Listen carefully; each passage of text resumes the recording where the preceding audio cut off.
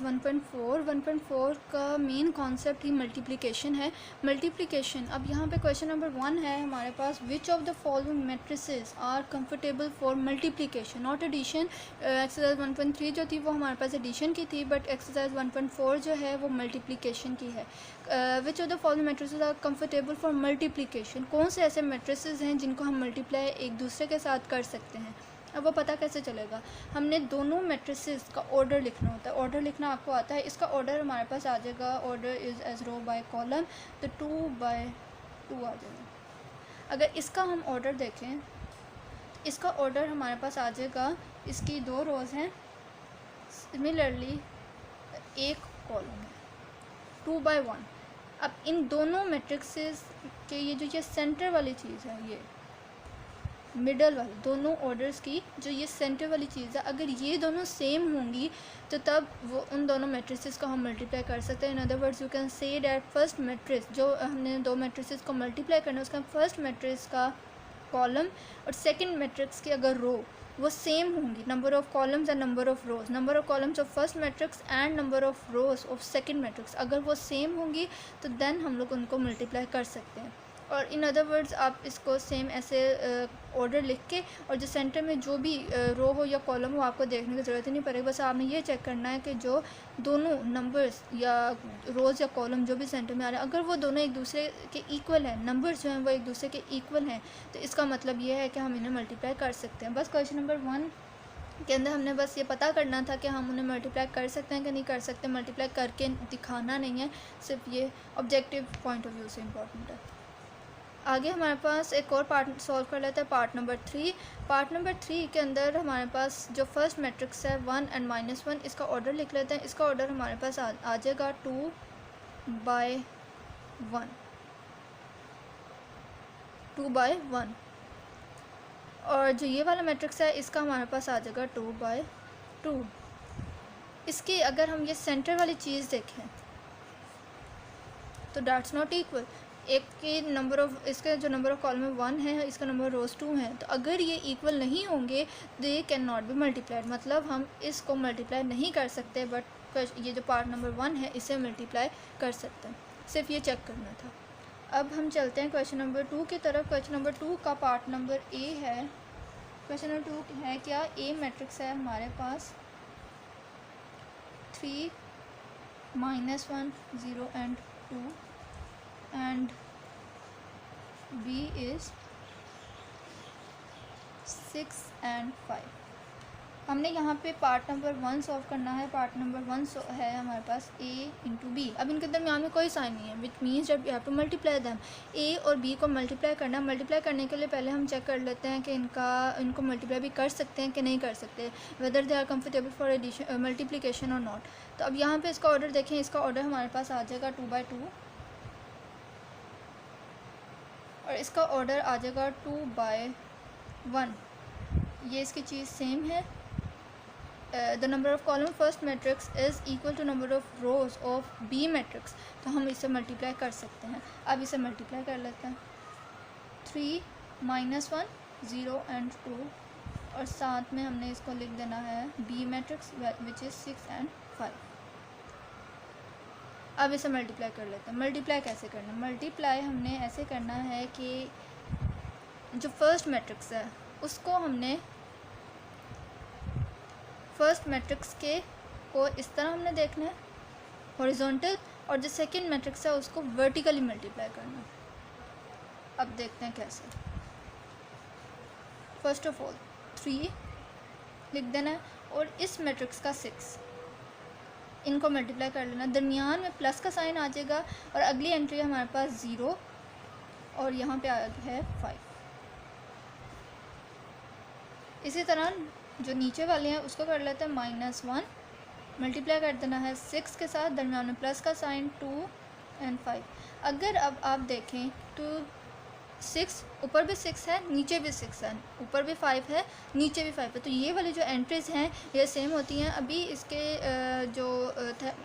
ये जो ऑर्डर है इसका जो सेकंड मैट्रिक्स है बी मैट्रिक्स वो 2/1 है। जो आगे आप फर्दर क्वेश्चन देखेंगे उसके अंदर इसका 2/2 भी हो सकता है, 2/3 भी हो सकता है। बट यहाँ पे आप सिर्फ 2/1 के लिए समझ लें क्या करना होता है। हमने जो ए मैट्रिक्स होता है उसको हॉरिजॉन्टली लेके चलते हैं और जो बी मैट्रिक्स होता है उसे वर्टिकली लेके चलते हैं। हमने पहले जो फर्स्ट एंट्री होती है उसे लिखना होता है। इसी तरह जो वर्टिकल है जो सेकंड मैट्रिक्स है, मतलब अगर इसमें देखें तो 6 है हमारे पास, तो 6 से हमने मल्टीप्लाई कर देना होता है। और जो सेंटर में मतलब सेकंड वैल्यू जब हमने लिखनी होती है तो सेंटर में हमारे पास प्लस का साइन आ जाता है। इसी तरह ऊपर और नीचे। और अगर आपने चेक करना है कि आप ठीक मल्टीप्लाई कर रहे हैं या नहीं कर रहे, आपने ठीक वैल्यूज़ लिखी हैं, तो आपने चेक कर लेना कि आपकी ऊपर वाली और नीचे वाली जो वैल्यूज़ हैं वो सेम होंगी।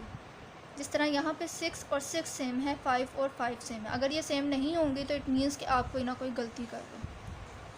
अब इसे मल्टीप्लाई कर लेते हैं। मल्टीप्लाई 3 6 18, बहुत सिंपल तरीका है। 0 5 0, -1 × 6 -6 2 × 5 10। दरमियान में प्लस का साइन आ जाएगा। अब इसे आगे फर्दर सॉल्व कर लेते हैं। 18 + 0 इज़ 18, -6 + 10 इज़ 4। ये हमारे पास आंसर आ गया ए बी का। पार्ट नंबर 2 है हमारे पास बी ए, बट उसके आगे उन्होंने लिखा हुआ है if possible, B A if possible. अब इसका क्या मतलब है कि हमने उसका ऑर्डर देखना है। अब पहले हमने बी लिखना है, बी ए करना है। बी ए मीन्स हमने पहले बी मैट्रिक्स लिखना है विच इज़ 6 and 5, फिर ए मैट्रिक्स लिखना है। ए मैट्रिक्स इज़ 3 -1 0 and 2। अब इसका हम ऑर्डर लिख लेते हैं। ऑर्डर इसका आ जाएगा हमारे पास 2/1 और इसका आ जाएगा 2/2। तो अगर हम इनके ऑर्डर से देखें तो इनकी ये चीज़ सेम नहीं है, दे आर नॉट इक्वल। मतलब बी मैट्रिक्स के number of column A matrix के नंबर रोज़ के इक्वल नहीं है, तो हम लोग इन्हें मल्टीप्लाई नहीं कर सकते। हमने नीचे लाइन लिख देनी है, as number of column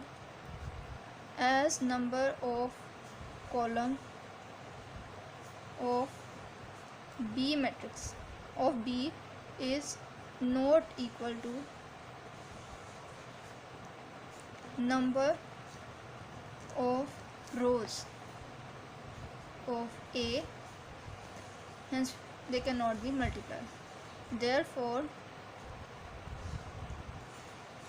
BA is not possible.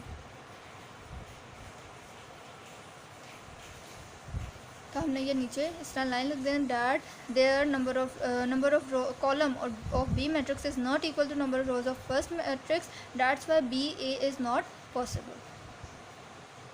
अब क्वेश्चन नंबर 3 देखते हैं। क्वेश्चन नंबर 3 का पार्ट नंबर 1 है हमारे पास। First matrix is 1 2 and second matrix is 4 and 0। First we will check that whether they can be multiplied और not. अब अगर हम इनका ऑर्डर देखें तो उन्हें हम इन दोनों मैट्रिक्स को हम मल्टीप्लाई कर सकते हैं। तो इनको सिंपल हमने मल्टीप्लाई कर दें, बट फर्स्ट आपने चेक करना है, ऑरली करें या आप लिख के करें, but you have to check whether they can be multiplied और नॉट। अब इसे मल्टीप्लाई कर लेते हैं। इसे मल्टीप्लाई किस तरह करना है, सेम ऐसे फर्स्ट मैट्रिक्स को हमने हॉरिजॉन्टली लेके चलना है, सेकंड को वर्टिकली लेना है। 1 इसको मल्टीप्लाई कर देना है हमने 4 के साथ, प्लस 2 and 0। 1 4 ज़ा 4 प्लस 2 0 ज़ा 0, तो हमारे पास आंसर आ जाएगा 4।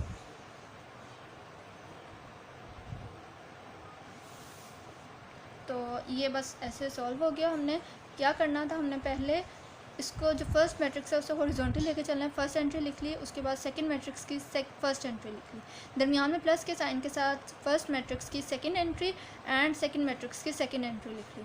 अब यहाँ पे क्योंकि फर्स्ट मैट्रिक्स जो था उसका ऑर्डर 1/2 था, तो इस वजह से यहाँ पे नीचे कोई वैल्यू नहीं लिखी गई।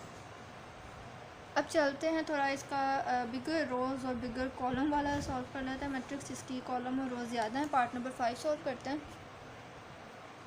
पार्ट नंबर 5 है हमारे पास 1 2 -3 0 6 and -1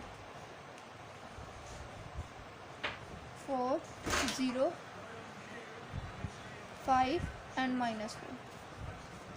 करते हैं पार्ट नंबर 5। पार्ट नंबर 5 के अंदर हमें 2 मैट्रिक्स गिवन हैं और अगर हम इनका ऑर्डर देखें तो इन्हें हम मल्टीप्लाई भी कर सकते हैं। अब मल्टीप्लिकेशन स्टार्ट करता है। अब इसके नंबर ऑफ़ रोज़ हमारे पास 3 हैं और इसके भी नंबर ऑफ़ रोज़ हमारे पास 2 हैं। अब इसे मल्टीप्लाई कैसे करना है,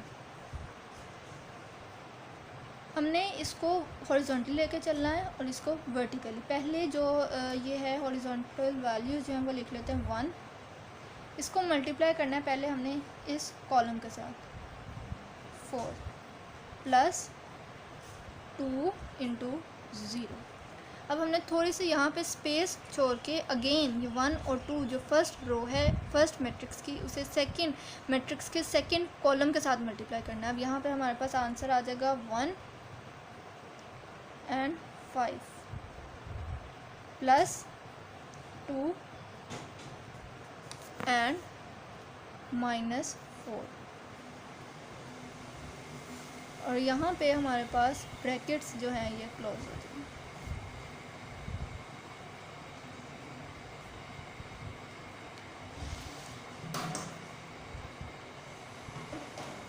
अब आगे चलते हैं। अब हमने ले लेनी है सेकंड रो है हमारे पास -3 4 प्लस 0 और ऐसे देखेंगे 0। अब देखें 4 और 4 0 और 0 ये दोनों सेम आ रही हैं। Again -3 5 plus 0 -4। इसी तरह थर्ड रो ले लेंगे 6 5 4 प्लस -1 0 6 5 प्लस -1 -4। अब इसे सॉल्व कर लेंगे। 4 1 ज़ा 4 प्लस 2 0 ज़ा 0 -3 इंटू 4 -12 0 0 0 इंटू 0 0 6 4 ज़ा 24 प्लस 0 5 और 2 4 ज़ा 8 -8 3 5 ज़ा 15 -15 एंड प्लस 0 6 5 ज़ा 30 प्लस 4 1 ज़ा 4 माइनस प्लस हो जाएगा।